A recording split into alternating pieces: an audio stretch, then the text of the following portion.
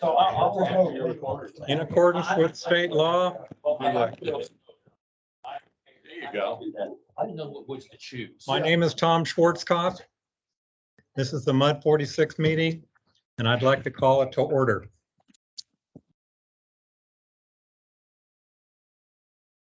Before we begin, I would like to begin with the opening invocation and the Pledge of Allegiance. If you would, please bow your heads. I thought we'd do first. No? Okay. Our Heavenly Father, we want to thank you for bringing us all here together. We have so much to be thankful for. All of us here have our health, we have our families, we have our friends. Lord, during this meeting, please give us a spirit of unity, a spirit of problem solving, and a spirit of oneness amongst each other. Again, Lord, we thank you for this time. We ask for your blessings, and in your Son's name we pray. Amen. Amen. Amen. Right now you can stop. Stand. Very much. Pledge allegiance To the flag of the United States of America and to the republic for which it stands, one nation, under God, indivisible, with liberty and justice for all. Honor the text flag. I pledge allegiance to thee, Texas, one state, under God, one indivisible.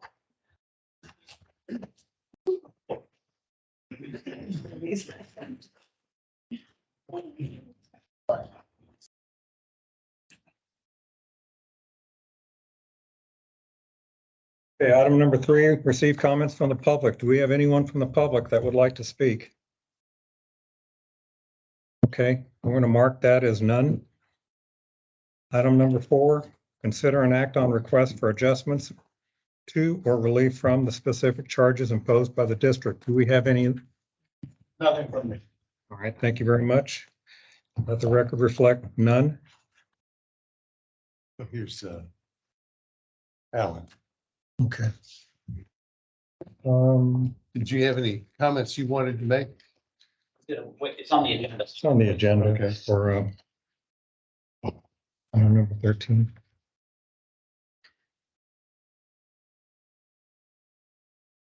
Okay, item 5 through 12 for the consent agenda. Does anyone want to withdraw anything out of the consent agenda? I would like to withdraw item 9, 10, 11, and 12. We'll take a look at the spending financial report. Which item? Page 5. Item 6? Yeah. Okay. I'll tell you what, let's just go item by item. Item number 5, does anyone want to talk about that? Okay, item 6. Do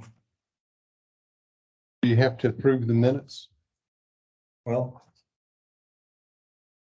yes, I do.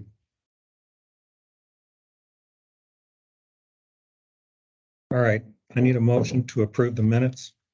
I'll make the motion. I'll second. Okay, we've had a proper motion and a proper second. Is there discussion? Okay, I'm gonna make, all in favor? Aye. All those opposed? All right, the motion carries. Item number 6. Review and act on the financial report. I wanted to make a comment, and that is that the spending is $285,000 more than revenue, and something like 233, I guess it's something like $50,000 above budget. And us being in this real tight budget environment, I'm thinking we need to follow that spending more closely than we have in the past. Question, George, are you talking about the SJRA budget? No, I'm talking about MUD 46 budget. Got it, okay. On page 5. Got it, okay.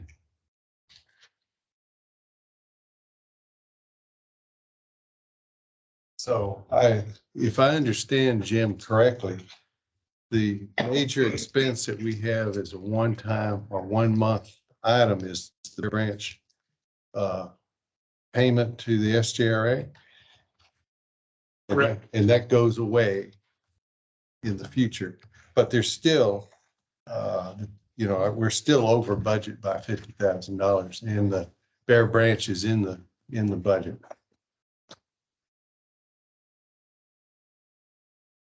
These bulk water purchases for sewer and water are high. Is that just a environment, a weather related event? Indeed. So I just wanted to highlight it as something it's easy to see this month because of the way the page is laid out, where the year-to-date budget is October. But in the future, it'll be harder to see that. Have the sewer rate increases not gone into effect yet? Is that why we're upside down? It'll be with the January bill. And is there any lag between, just as, bulk water purchases 43% above, water revenue 22% above? So is there a lag between billing? No, sir. No. So what occurs in the month stays in the month.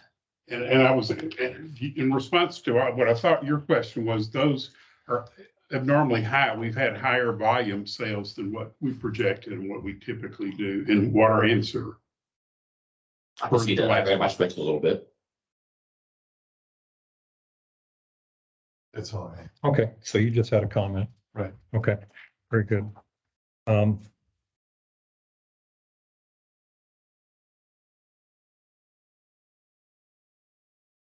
Brian, do we need to act on that? We do. Okay, I need a motion for item 6 to act on to accept the financial report. I'll make that motion. All right, I need a second. I'll second. All right. Okay, all those in favor of accepting the financial report, say aye. Aye. Opposed? All right, the motion passes. The tax collector's report. I need a motion to accept that if there's no discussion. Motion accepted. Second. Okay, all those in favor? Aye. Opposed? Okay, item 8. Again, if there's no discussion, I need a motion to accept. Move. Okay, second. All those in favor? Opposed? Okay, the motion passes. All right, item number 9, we're going to receive the San Jacinto Woodlands Division report. Several of them. Okay, so who's going to go first? Summer first, then Dan, and then myself. Okay, take it away. My report starts on page 13, and it is the monthly operating reports for the Woodlands as well as GRP. If you have any questions on those reports, please let me know.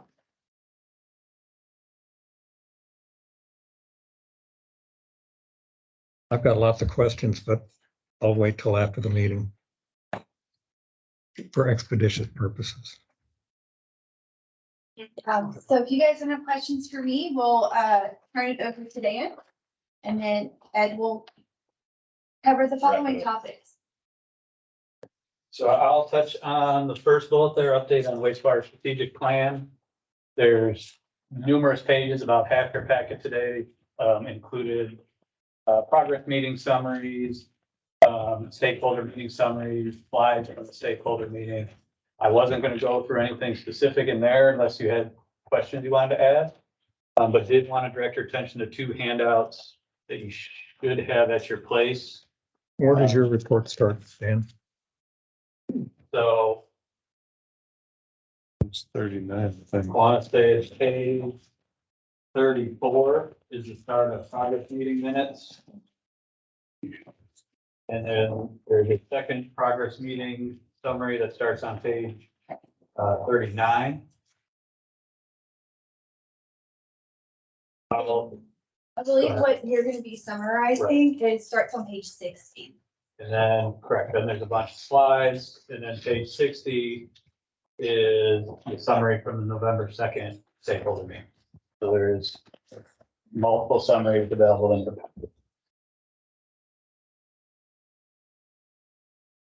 Thanks. Fred is missing. Did we this- get- this document. Put them out. Did you got more? There it is. I haven't. Okay. Proposed schedule exhibit that should be at your place. I did want to touch on that to give you a roadmap of where we are now and where we are heading to through March regarding making decisions, voting approval of what the path forward will be for further wastewater strategic planning and phases. We have 2 more upcoming stakeholder meetings. One is December 13th, one on January 10th. Y'all might have received some notifications from Woodlands Water regarding a November 29th all mud director Mhm. recap. We are postponing that until early January. We don't have the official date set, but it would be before that January 10th stakeholder meeting. Primary reason is we got a lot of good feedback from stakeholders on the November 2nd meetings that has us reworking the remaining alternatives on the financial side and want to be able to present that to y'all, which they would not be ready for the November 29th meeting. So to be more efficient and probably have a more effective meeting for all mud directors, we want to postpone that to January, because I think that would be able to answer a lot of the questions that we've been getting. So stay tuned for more information and notices on that date. in We will January. send out a poll, if you will. It'll probably be an after 5 PM meeting. And Shelley will send out a couple of dates, some options, and then we'll select one. Other opportunities for discussion is if y'all like to have a December meeting, there'll be general discussion there. Then also after the final stakeholder meeting at the January MUD meeting, general discussion, and we would not be asking for a vote to the individual MUD meetings in February.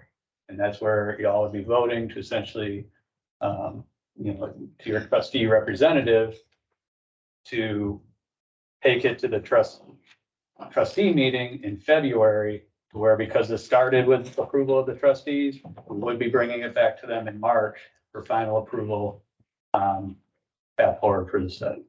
So explain this to me. The trustees bring their recommendation to the board, the MUD board, and then the MUD board approves it and sends it back to the trustees for the trustees to, You tell me how to vote. We vote to tell me how to vote, The stakeholder. and then I It vote would be that. the stakeholders stakeholders. come in and talk to us. So that would be George. And then we as a board would give our direction David. to Dave. Okay. For the March meeting. And that vote is, when's the MUD vote? February. February. Okay. Trustee vote in March. Okay. Any additional questions on the proposed schedule? And just want to touch that, you do have another handout here, 8 pages of various exhibits. We are now down to 4 remaining alternatives through the discussion at the November 2nd stakeholder meeting that we are taking for further evaluation and analysis. I do want to comment on 2 common aspects of all the 4 remaining alternatives. One being all 4 of those include going to a membrane bioreactor treatment technology or MBR treatment technology. One of the justifications was that, on a cost aspect, through the data that our consultants come up with and evaluated, the overall cost of utilizing MBR treatment technology is essentially less than our current conventional treatment methods. An example of that is using the MBR. We would have an opportunity to reduce our chemical usage in the chlorine, which we've seen skyrocketed prices, in the recent months here. The second common aspect of all 4 remaining alternatives is that all 4 of them show the need for additional land acquisition east of wastewater treatment facility number 1, going towards Golden Road. And these are very high level layouts of the proposed alternatives. It's depicting via the legend, there's cross hatching, and that would be infrastructure that's demoed or decommissioned. during a certain time frame, and then the solid colors would be when new infrastructure would be built. So if you all want, I can go through these in more detail, but I do want to respect your time in your meeting. And be happy to answer any questions. So I'll leave that up to y'all. George, if you have comments from the stakeholder meeting, you let me know. I have a couple of comments. One of them is on page 61, this alternative number 9. It's a new idea that Chris brought to the meeting.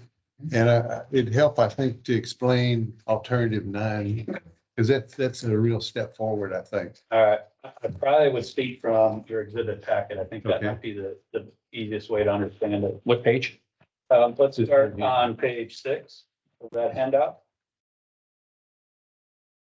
So alternative 9, the way we have set that up is we've identified more or less an immediate need to replace infrastructure, wastewater treatment facility number 1. We have projects on hold right now until we determine what direction we're going. So the immediate need is to replace that at plant 1, to where alternative 9 assumes building in approximately 2027, a new MBR treatment facility adjacent to plant 1. So you would be building a whole new plant and then eventually decommission the existing plant, except for the blue box there, which is the sludge dewatering, which is a new facility that Estuary built in the past couple of years, that we want to get the remaining useful life out of that. And it doesn't make sense to abandon that brand new asset and build a new one at this point in time. So we would still be utilizing the existing sludge dewatering facility, and wouldn't plan to build a new one until 2067 timeframe. But alternative 9 here would address the immediate need, and that plant would be constructed in a way that down the road, 20 years from now, future MUD directors, staff, et cetera, could still elect to consolidate. But in the current alternative 9, it assumes not consolidating. So if you go to page 7, at wastewater treatment facility number 2, that would just be a phased renewal and replacement while transferring to the MBR treatment technology there. So alternative 9 assumes long-term 2 separate plants. It addresses the immediate need at plant 1, but still gives us kind of an option or kicking the can down the road, some might say, of consolidating in the future. And then, go ahead. So the yellow box on page 7, the solid yellow box, that's new construction. That would be new construction, that those facilities in the near future are ending or nearing the end of their remaining useful life and would have to be replaced. Done. Yes. So if you would abandon this facility 25 years from now, the only thing that would be old would be, well, I guess the green boxes would be 2047. Really, that 2047 timeframe is when major things need to be, that's a major decision point. So that's a decision point in 2047 to abandon this site and move it to 1. That's when that would occur. That would be, yes, That'd be the ideal time. correct. Question. Yep. On page 6, it shows, I interpreted the demolition of everything in the yellow crosshatch boxes, correct? That is correct. Okay. Where is the administration going to go? So it would be on the far right-hand side of your page. There's a new box rectangle I there, say administration parking. Oh, I got it. just Build it. north of that. And why would we demolish a perfectly good building to build another one? So, Ed, do you recall what year our existing admin building was built? I want to say, Now, I understand the Nine. technology needs to be rebuilt. I got it. Okay, Yeah. but the administration, it's just a walk across the parking lot. and some of it too was just the logistics of getting to the admin building. We're trying to separate those Yeah, from the we're trying to plant separate versus. getting into the admin building from the plant operations, because right now you drive right into the middle of the plant. We're also moving the training room into the admin building, which is where the stakeholders have met. And then separate that, like at our GRP, the admin building is outside the fence of the plant so that we can control access better. And what kind of investment are we talking about in the new administration building? Ballpark, I'm not writing it down. Yeah, It's, see, it's probably a $5 million, $6 million building, maybe more. Okay. And administration building that we have right now, what's the demolition cost on that? Less than 50,000. Okay. And that was, So really, it's a $550,000 decision that we have to make about making an access way, a walkway between the administration building to its new location. Then we have some office space constraints that we're also trying to address, which I should have mentioned in the beginning. Box with the yellow is that new land acquisition? Yes. Yes. yes, except for the peak flow storage and the WAS is within existing property we own.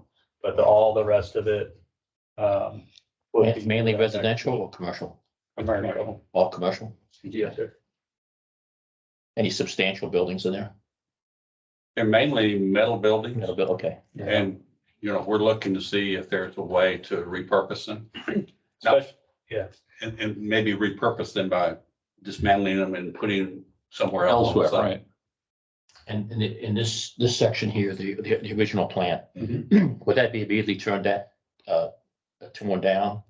Or That's it the just made goal. green space?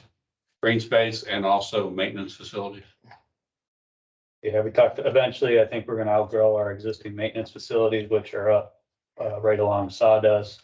So we could utilize that decommissioned plant space to build future maintenance facilities, storage of our repair and replacement parts, pipe, et cetera. Additional overflow parking for larger events we may have. And we would still have that sludge dewatering over there for a significant period of time too, so.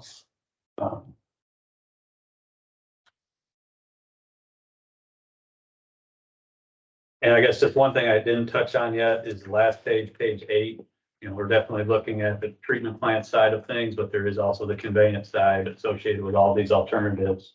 So for alternative 9, the assumptions on the conveyance side would be remaining renewal replacement of all our conveyance infrastructure, except for a section just south of Woodlands Parkway down to wastewater treatment facility 1 depicted by the yellow line. That would be a new gravity line that we could install. And it would eliminate the need for 5 of those lift stations in that area. So that's something that has come up through the study that looks very beneficial and has value of eliminating those mechanically operated lift stations and the long-term O&M repair and replacement of those versus installing a gravity line. So that is the conveyance assumption. Would that only be needed if you consolidate into one location? No, sir. So that, we would be looking at that to take place essentially in 2027 also. So why would you, And move this forward is with a list, this is a pipeline between the 2 existing waste treatment plants, right? No, so it would be just a section of the yellow line, Okay. which is Basically. south of Woodland Parkway. Okay. Just eliminate 5. 5 lift stations in waste treatment plant number 1. Correct. That service area. Yes. And if you did consolidation in the future, that line could still be used in a consolidation project. Yeah, it would accommodate those. Has any of your research addressed the notion of those complaints that we got several months ago about the environment, the smell? At plant 1, you're saying the odor Right. there? Mhm. Did you want to speak on that? Sure. So we know that the majority of the smell that comes off the sewer plant is coming off the headworks, which is where the raw sewage comes in, Correct. it's separated, sent down pipelines inside the plant. We do plan to put some odor control facilities within the plant. Mhm. You know, that's part of the concept of redesign. The other part of it is we've talked to some builders in the area of the Lakeside Cove, and somebody was remodeling one of their homes and they found an uncapped vent pipe in their home that was causing the sewer odor. And we think maybe that some of the other residents may have something similar because they were smelling it inside the house, whereas we had odor monitors outside in the neighborhood that wasn't picking up any odors. So we think it was more internal to their home versus our system. So does that suggest that we have liability to those people that have got those open sewer No, sir. connections? Because that would go back to the builder of those homes. Okay, so if the comment comes up, we address it, that it's their issue? Yes, sir. Got it. Okay, thank you. They don't want to hear that, but yes. Oh, no, I'm with you. I got it. Yeah, I understand what you're saying. Good, thanks. And just along the same line, we had responded to a complaint a while back, it's Mhm. been a while. And when we went in and did an inspection in the home, we found that the P-trap, they have, I think, laundry rooms on the second floor and the third floor.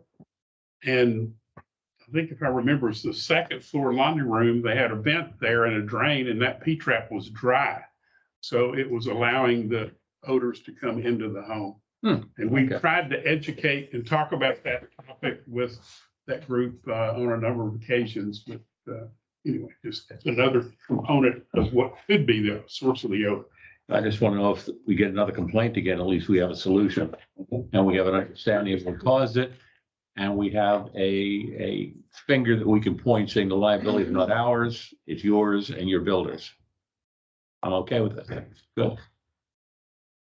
Stay Thank tuned you. for that January meeting. I think that'll be a good one for Yeah. everybody. So Dan, one last comment for you. Sure. In your notes on page 63, it summarizes the alternatives. You don't have a slide, I don't think, that shows the alternatives that were narrowed down, but this is the four that are, that the stakeholders voted to limit the study to. And all four of those are in here. Good. So, Good work. Thank you. Thank you, Dan. Thank you. Are there any other questions? My items are pretty brief. Update on infrastructure funding. This is the funding that Congressman Crenshaw is pursuing called community project funding. The legislation that he has got the money in there for Bear Branch Dam has not been considered by Congress. So we're still awaiting Congress's activity on that. If it doesn't happen until even late summer of next year, we're still fine because we weren't planning to start engineering until about a year from now. Bear Branch Dam concrete repairs, the concrete repairs are complete and we are in warranty period. And then I know that some of y'all had asked for a tour of Bear Branch Dam. And so now that the weather is cold, a little more wet. Yeah. it's better than It's 100 hot. degrees outside. We'll find a day that we can get something scheduled. And then Bear Branch Dam low flow vault. This is where we were replacing the lid on the low flow vault manhole. We've got our contract documents ready to go to seek bids. We've been in touch with the vendor for the hatch and he said it's a 15-week delivery. So we're doing things simultaneously.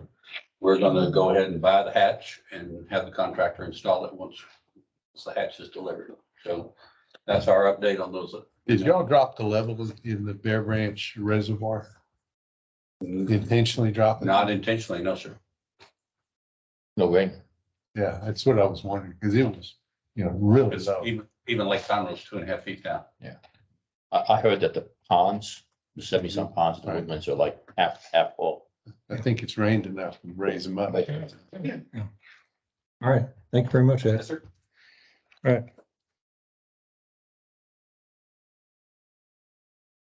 Okay, item 10. Spring Creek detention study. There was there have been two meetings this week, one with the stakeholders and another with, well, they were both with stakeholders. They basically came to the conclusion that they were going to do an additional study they've done an optimization study on Birch Creek Reservoir. They need to do an optimization study on Walnut Creek. And so the participants authorized us to proceed with that. And so we'll have more information late January. So I attended that meeting. So I was the sole like 46 person there. And what I did find out, and at the end of the meeting, asking questions, I thought we would, we'd just been not attending. It turned out for the crowd, that was their first meeting also. So we haven't really missed anything. Okay. The directors haven't been participating. And if you if you all approve it, I'll continue and represent us in that capacity. Well, you read my mind. I was gonna make a motion that we create a new, I guess, committee member. Do you have any objections to that? No, I Okay, think anybody can go. Anybody can go, but I'll make. but it go. I'd like someone, I'll be committed to go. okay, so I want to make a motion that we create a, call it a Spring Creek Detention Committee representative. I need a second. I'll second it. Okay, is there any discussion? Since Okay, I'm the stand-in trustee, I'll be the stand-in for the Spring Creek. That way, since we're talking about that anyhow, I'll be more than happy to work with them. Okay. Yeah, all right, so the proposal is to make Mr. Smith the Spring Creek Detention Study representative with I'll be the alternate. Mr. Letterman as the alternate. All those in favor? Aye. Aye. All those opposed? All right, you could create that position there, Shelley? All right, thank Will you, be done. thank you. And there'd be a significant pay increase. Yeah. That's right. Item number 11, Better offices.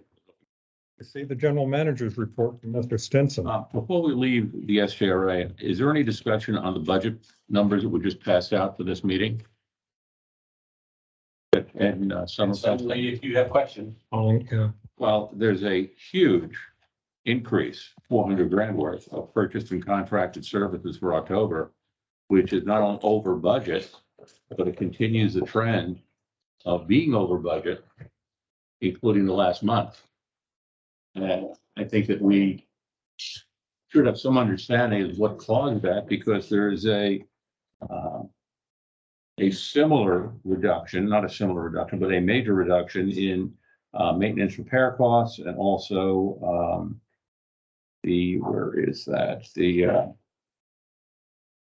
wages, I thought. Yes, wages is like $220,000 under budget too. So is one offset the other? And if so, why and how? And what's the value proposition to the SGRA and its customers, meaning the Woodlands Water Agency? The wage item I can answer a little more easily because not all our positions are filled. Okay, And so we're talking that there are $200,000 a month in unfilled positions. if possible, yes. Can we confirm that? That's an awful lot of money. Oh, engineer, That's $2.5 million a year. is that engineering? No, sir. The engineering would be under the G&A budget. Correct. Um, We will take your questions and then get answers and get back with. And if you can include all of the board members too. Sure. So hold on, we have a question on salary and wages, right? Yes, basically, it's approximately 228,000 underneath the budget. And normally when you have that big a gap in for-profit companies, it's offset by outside services. Your outside services is $400,000. So you paid a premium, almost 70% over what the loss or the reduction in wages were. So in the yin yang of running a for-profit business, which is my only experience, okay, this comes up as a flashing amber light to at least find out, A, what's caused that from a wages and salary perspective. And that extrapolates out to a little over $2.5 million a year, which is worthy of review. Secondly, the increase of 400,000 month over budget causes a flashing amber light. Professional purchase contracted services, the 2.2 million versus the 1.8. 5 million compared to 3.9 million. And so when that happens, because also it happens where the GRP surface water fees go up, they kind of run parallel. So purchase and contracted services include the cost of goods. Yes. So it has our Because I'm only looking at what I read, which says services, not products and services. Well, and what Summer has is the itemization of under. She's got better information than I've got. That's great. That's appropriate. Yeah, I'll share with you. Could you? That has its, yes, but whenever you see our revenues increase, Sure. our expenses, specifically the GRP pumpage fees and the GRP surface water fees will increase. So whenever we're closer to budget, then the purchase and contract services will be closer to budget. But I have that itemized one. I'll send to you right now. Could this increase be because you purchased a charcoal filter? Because that's a big slug. No, that would show up under the GRP budget. GRP budget. Not so much Not the one's one operating. Okay. But it was because we had more cells of water. We were that much. I over budget. understand there's a correlation between increased sales and increased cost of goods sold. I got that. I understand that relationship fully. But normally there's a correlation between what the reduction is in wages and salaries against what the overage is for increased cost. And what we have here is a variance of probably 2x the variance, which means something is either added, which wasn't explained and needs to be explained, or something's out of kilter. So it's a flashing of light that just needs to be kind of looked at. And if you could send me the details, the line items, and also to the other board members here and Deidre, that would be helpful. Because yeah, Dave and I kind of look through the numbers kind of closely offline. And it would just help us. Thank you. Absolutely.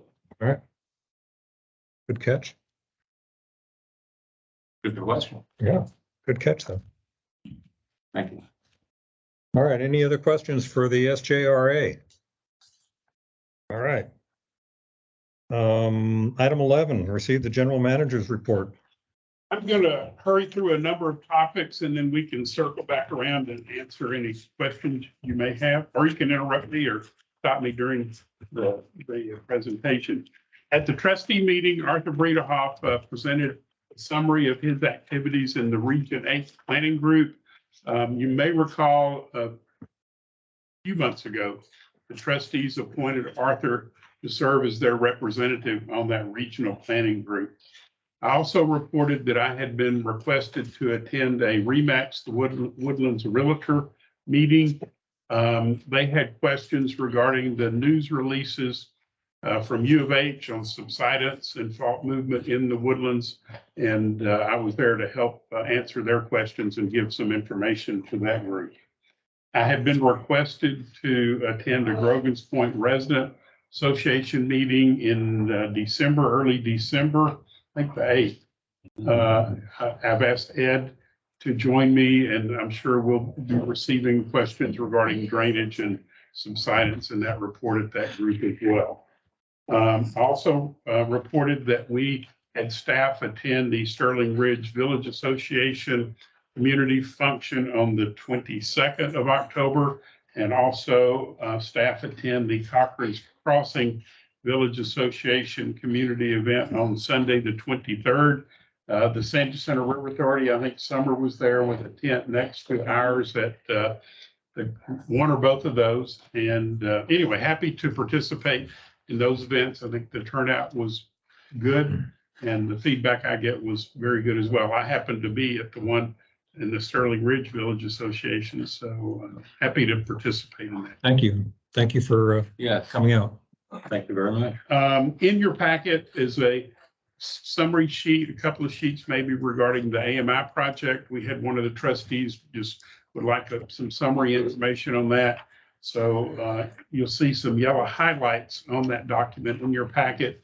Those were additions made after the original document went out. I had one of the trustees would like some additional data included, so that the yellow highlights represent that. I went to that meeting downtown, and the thing that surprised me, really shocked me, that the amount of infrastructure for water, fresh water that Harris County is putting in. I mean, they described it as the largest water project in the world. The North Harris County Regional Water Authority, they've got a huge project along with $6.5 billion. Yeah, the city of Houston. Yeah, and then the conveyance system. Yep. So I was really surprised, and I was also really surprised how non-controversial the conversion from ground to It is controversial. down in Harris County? Yes. Oh, it is? I didn't. Three of the five North Authority directors lost their reelection bid because of it. Were defeated for supporting this. Because people's water bills were escalating up $5, $6, $7 a thousand on top of their mud fees. Obviously, the people speaking at the event didn't bring that up. Right. Well, and yeah, at that, of course, that event was October, the end of October. 31st. So the election Halloween. was November the 8th. Yeah, a couple of days later. Yeah. A couple days later. Oh, it hadn't happened yet. The other item I reported is December the 12th is the date set for a meeting with the San Jacinto River Authority staff, our audit finance committee, the financial advisors to start talking about bond funding of their multi-million-dollar water infrastructure needs over the next 10 years and how that might impact MUD retail water bills. More to come on that. And then that concludes my report. Happy to respond to questions. Question Yes, for you. I read through what the damage from Takis was to the MUDs. It doesn't sound as if they're moving aggressively to make the repairs. Am I incorrect in that assumption? No, well, they're not moving aggressively to settle with us. We've already done the repairs. This is an attempt to recover our expenses for damage that was. Okay. And what's our position there? We are trying to settle this without litigation. That's a good move. Yeah. We got a prize fighter right here. Do we need, No, it wouldn't be, we have another attorney that we've retained to guide us through that. do we need to elevate this to the township level? Or can we? Well, the township doesn't have a direct interest in this because it's district facilities that were damaged. Township could, of course, be brought in from kind of a political pressure perspective. That's my angle. But at the end of the day, we're gonna have to do what we've got to do to preserve our legal rights. And I'll make a comment. I drive down Branch Crossing a lot and they're putting cable down Branch Crossing now in our mud, Okay. you know, between Woodlands Parkway Is and it Tackus? I don't know who it was. It's this cable going in. Yeah, I think Tackus is not installing on a wide scale or even, I think, a small scale basis in the Woodlands right now. That's what they told us. They're not gonna be working in Sterling Ridge, so. Well, if they aren't gonna stand by the damage that they've done, why would I believe them for anything else? That's just me personally Well, speaking. if they're working, the system we have set up is we get notified, we get to review the area, the plans where they're gonna work. We go out and try to spot locate our facilities to keep the damage to a minimum. Sure. And That's just good stewardship on both sides. so right now, we're not reviewing or marking any areas. Not for tax. Okay. Anybody else? Here's my concern. We've got learning on how the SGRA handles its conflict with its customers. We've got vendors working near our equipment that we own in our district. I would not like us to fall into the same position of running after to collect debt from people who have done damage. They've acknowledged they've done damage and we could prove that they've done damage. I think we need to take a very strong position pre-litigation, like stop them. That'll make them pay attention. Once revenue stops, for-profit companies do pay attention. They're not working in the Woodlands that we know of. Tackus is not. Yeah, but all of this damage, you've got fees. We have damage, but I think that they will tell us, and I think Brian, they have a right to be there. We can't stop them. Oh, We- absolutely, we can. No, we can't. We have no right to stop them? If y'all want to talk about this more, we need to go to closed session. Yeah. Yeah. Then let's do it in the closed session. Yeah. Okay. Because this is not right. I could just see this being $1 million, $2 million problem in 3 months. Okay. And I don't think where we are right now is where we are. They're not coming back to the Woodlands is what they're telling me anytime soon. But they do have accounts here. They do We have, can turn off the switch. No, we can't. No, we can't. You cannot send. Going to closed session. No, not yet. Okay, let's go to closed Let's- session sometime. Do you want to, Let's if we table the discussion. putting cable in, should we call you, take a picture of the car and, I mean, the truck? Do you want to know that? if it's Tachus, yes. The other, but the problem is Right, yeah, we need to. You know, we've got Alan here. Can we maybe do his item? Yeah, let's table this discussion. All right, we're gonna table the discussion and move on. I had some questions, but I'll get the questions later. All right. Alan. And Rhonda, Rhonda may be interested in participating as well. Oh, Rhonda too, yeah. We're moving to six. One question about this flushing of dead ends. Is there a solution for that? it's kind of in limbo, yeah, but Okay. it's not hurting us in any way at this point, and we're still trying to be reasonable or trying to get them to be reasonable. All right, we're gonna table the discussion on the general manager's report concerning TACUS. Item number 12, we're gonna table that. Going to the regular agenda, item number 13, receive an update on the Spindle Tree planning options. Okay, who do I have that's going to begin this discussion? Okay, Let's see, where we are currently, we have worked with the Woodlands Township. They're kind of the experts at growing things and planting things and irrigating things. And their recommendation is on the Spindle Tree side, the high bank of the existing detention basin, there's a row of Spring Tree. spring tree. Springtime crazy. Springtime Creek. Yeah. That rather than try to plant additional trees in the ditch, that they think it would take years to get to a point where it would add additional screening, that we do something to stimulate growth in the existing tree line and shrub line and bush line that's there. Irrigation system is what they're recommending at a cost of about 15 to 20,000. The north side, the area where the developer adjacent to you went beyond his area, cleared out the areas that are adjacent to the mud easement in the reserve that's owned by the Woodlands Development Company or Howard Hughes. We've come up with a planting plan for that area that we would ask the residents to help water it, to keep it alive until it gets established. Back to the other side, we're recommending, and the township is offering to partner with us on the irrigation system and installation of that to help stimulate growth for that existing tree. So they want to split the cost? Yep. did you discuss the irrigation system that's currently up there? Who's gonna, I mean, if you're gonna split the cost, are you gonna just fix everything and then divide the cost by 2? Yes, Okay. All right. Correct answer. yes. All right. Well, This is an ongoing cost since there's water involved.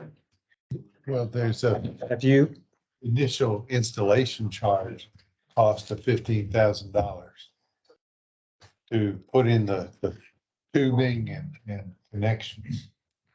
And who pays for the water? to be negotiated. okay. And then the question is, have you sent someone up there to look at the existing irrigation No. system? Okay, I have not. all right. The report I get is there need, anyway, that All right. it's not working and not functioning. All right. But you know about it. All right. Now, the challenge is the area where those trees are planted is currently owned by Howard Hughes or Woodlands Development Company. They have expressed a willingness to transfer that property to the township. That would allow us to do an interlocal agreement between 2 public entities if you wanted to pursue that, a partnership with the township to put in the irrigation system and maintain it. Utilize that help stimulate growth in And that adjust the area. cost accordingly.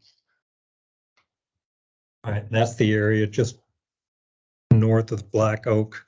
No, Development. this is west of Spindle Tree. Along that street. Along On the Wait east, Time Creek, east side of the, west side, okay, top of the slope, West. top of the slope. okay.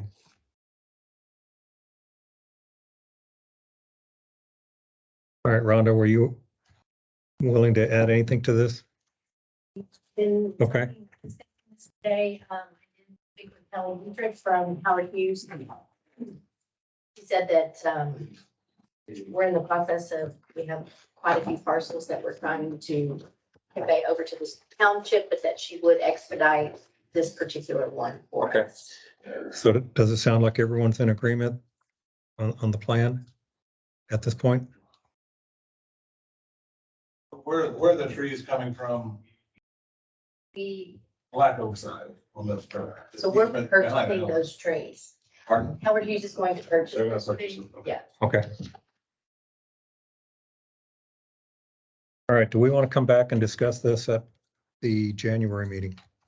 Yeah, what I would do, if we have kind of general consensus about the concept, then we'll start putting the details together to come back with you to something that is workable for both All right. sides, meaning the township. Very good. and 46. We're talking cost to us, $7,000 to $10,000. Yes, Plus an unknown water. plus an unknown water 'Cause that- charge and,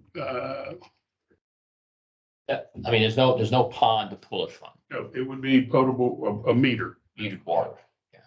What would the annual cost be about? Again, I'm not holding you to it. I'm not writing it down, just, That's For what water, yeah. few $100s is, I guess, Okay. maybe So the 500. negotiation is they could pay the whole thing and we'll just continue to pay the water costs ad infinitum. And that would resolve the issue with no out of pocket. That's an idea. Let's get a That's a proposal maybe. back. Yeah, let's get a proposal and Let's then. get a proposal Answer back. this question. Okay. All the cost. Any more discussion before we move on? All right, Updated as far as the timeline of the planting. Yeah. very good. All right, item. Yes, sir. On that springtime creek that desire trees in that area. I understand that the township's concerned with that. Is there any appetite among the board to pursue tree planting on the west side? Whether it's done by the township or whether we get outside dollars to fund that?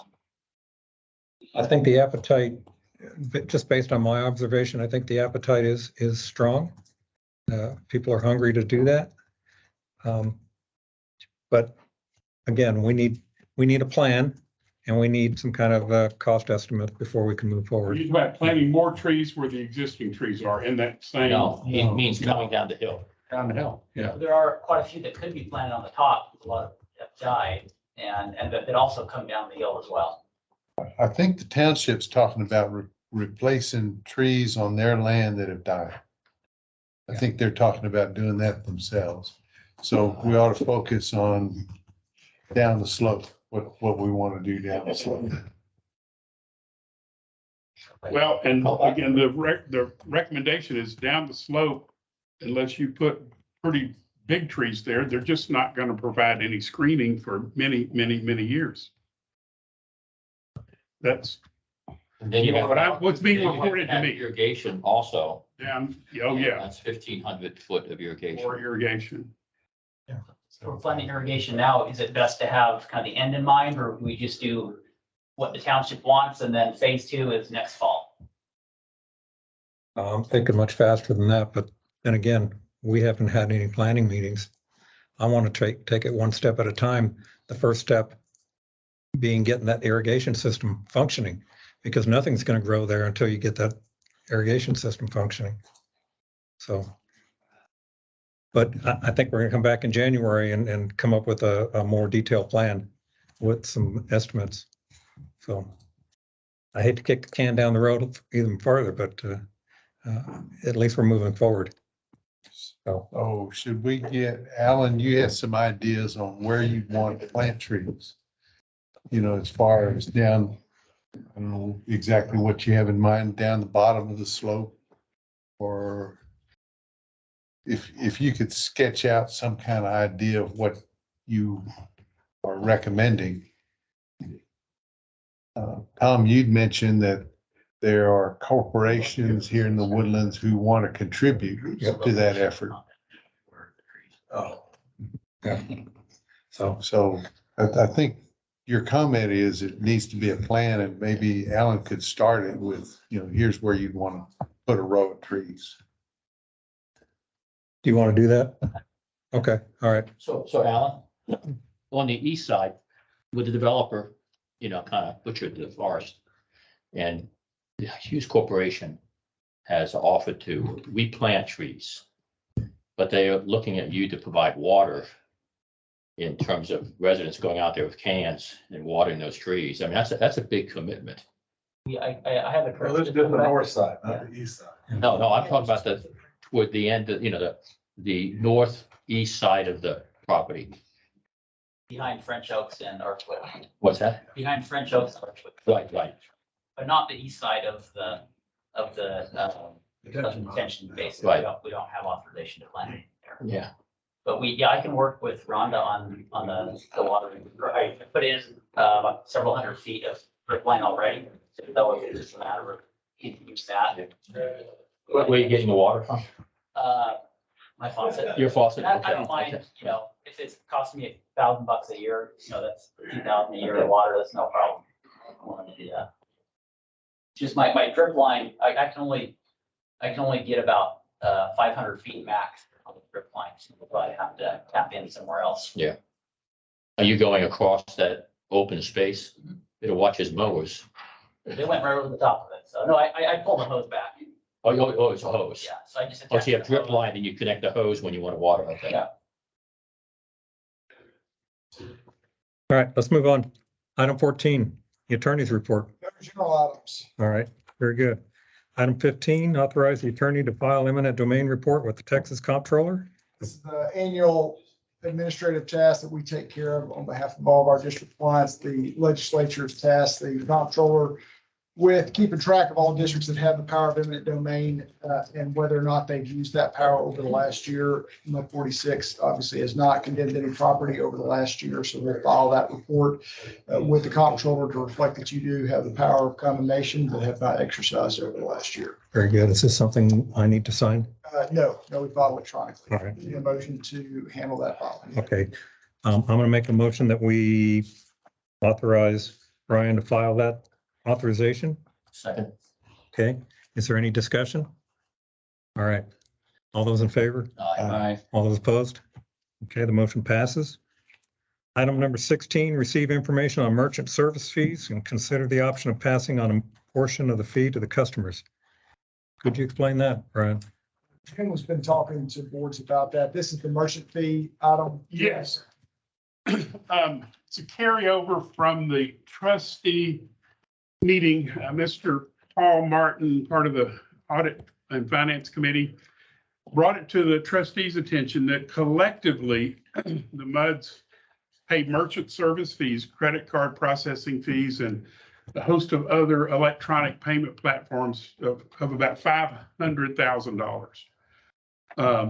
He wanted the MUDs to think about, were they interested in offsetting some of that expense with a customer picking up some of that? If you go online for electricity, gas, other utilities, you'll routinely see them charge you a convenience fee or some sort of fee for that electronic payment. So he's asked that the committee to look at some options and bring it back to the MUDs for consideration. We would need consistency among the MUDs if we did want to try to offset that expense in some way. So it's a challenge, but more to come, and it would be sometime after January 1. Don't we want that online payment system to be, continued where people would pay their bills that way rather than mail you a check? Yes, I mean, it was a big, huge benefit for us. That's why we set up these payment options to Right. keep people from mailing us a check or coming in to pay their bill. But it's kind of evolved into well, I don't know what the word is, but with all the rewards points and people paying large bills with credit cards to get the points, some of the directors feel like that it's not fair. You know, it's those that mail in their payment or pay by check are subsidizing others. And they want to see if there's a way to level that playing. You know, what I'd like to see is a table. And to me, the table would have 3 columns. The first, could have 4. The first column would be the types of payments. You know what I mean? There's 5, 6, 7. There's types about of 6, payments, I think we've got right? that. And then percentage that's applied, Well, and then the number of people using each option. Because if we want to drive people to, I mean, I'll be honest, with you, I don't know how many people, what percentage of the people write checks? I mean, you have that down there quickly? Yeah, that was one of the first things we were asking. 9%. So, you know, we got the other 91%. So what's the percent of people who do bank transfers, you know, automatic bank transfers? Well, that's a little different, more difficult to figure out. Those are done on our website, so that's combined with single payment, and that's 35%. That's our highest 35%. vehicle. And then I would, again, I'm kind of floating on this topic. And because I haven't seen any numbers yet. And I would think we would want to drive people to the bank draft and pay that fee, and then anything above that, you know, they'd pay, like if they want, you know, credit What do you mean card. by bank draft? What is- Not a bank draft. I'm using the automatic withdrawal. What do they call that? ACH. ACH. Yeah, ACH. You know, if you do it that way, maybe no fee. Is that true? Everything else, No fee? everything else is a fee. And we want people to move toward the ACH. The lower fees. The lower fee thing. In And the retail world, for-profit companies, they raise prices and discount X% for paying the way that you want to incentivize your clients to go. Therefore, this is a good time if we want to have an adjustment with the fee and give back the option to our customers in the first part of next year, making up numbers, raise the rate 3%, give them a 3% discount at the point of payment for whatever way we want them to pay. That will do 2 things. Number one, it'll give us a faster trend. The velocity of money will increase. The clearing will increase, which saves all kinds of problems. And you will get the desired effect of moving the bulk of your customers to the way that you want to have them paid. and you don't have The net cost to us, but the net cost to us will be 0. So to me, that makes the most sense if you compare it to the for-profit world. And that's all I'm suggesting. Yeah. Good suggestion. It's Yeah. just early Early, in the okay. discussion. I'm floating, but I'd like to, you know, I would like to find a way to move people. Let's say if what's credit card, 4%? In-house. It depends. Yes. 4%. And what's the ACH? What percent is that? Less than 1%. That's when you pay on your own bank's website. bank. We collect it. We couldn't impose. a Yeah, I don't like that. discount. That's manual. That's a manual process. You can't set up an automatic process to do that. Right. What's the one that you just take it out of my account every month, no matter what it is? We have ended that, You ever ended that? yes, because we don't want to manage credit card Oh, numbers. but and you do bank it somehow automatically, right? On our website, On your- correct? And that's so- 2% fee. That's 2%. So I would, my initial, you know, impression was trying to drive people to the 2% fee, not the 4. And, you know what I mean? All right. Well, like Jim said, it But is something that we need to discuss later on. Did I see an email here in the last couple of days? 50 cents? Yes, Charge that is a per month. different transaction charge. That is, was voted on, if you, I think you may remember, by the trustees to pass that on. There's an 85-cent transaction charge for whatever this platform is. The trustees said they wanted to offset that. So we're charging the customer 50 cents and we're paying 35 cents. What was the transaction again?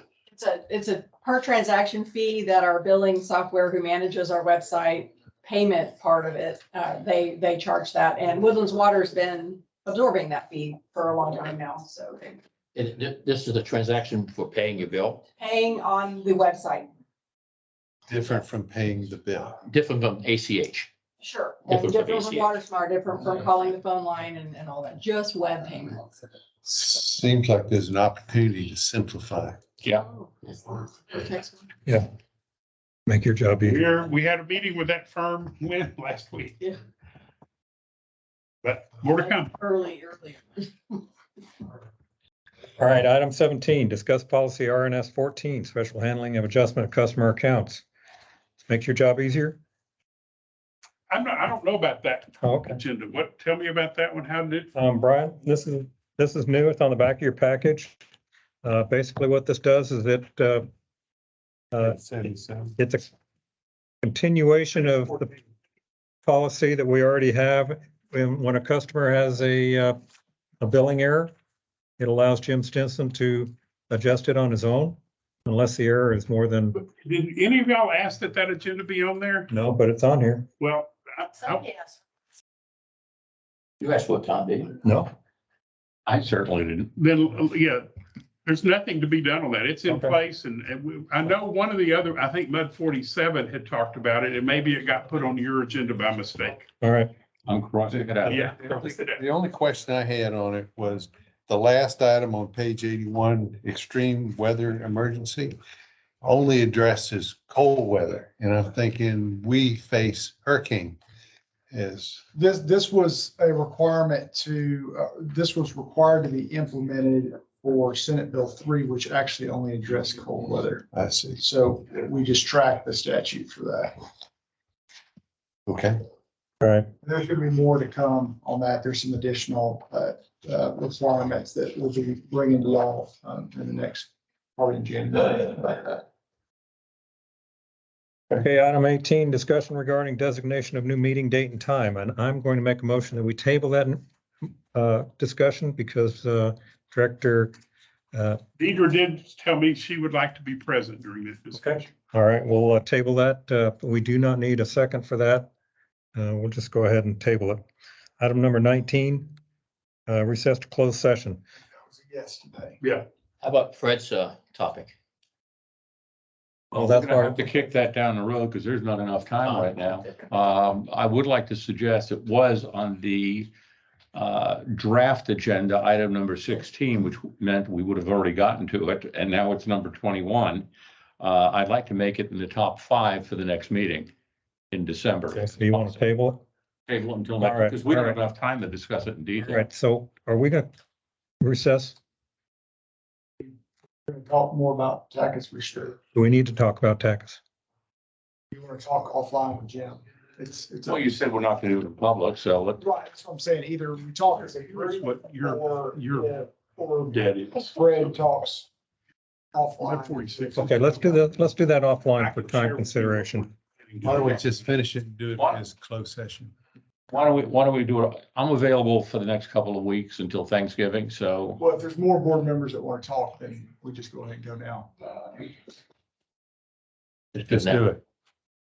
All right, let's go ahead and recess to closed session. This time, the meeting of Mud 46 is recessed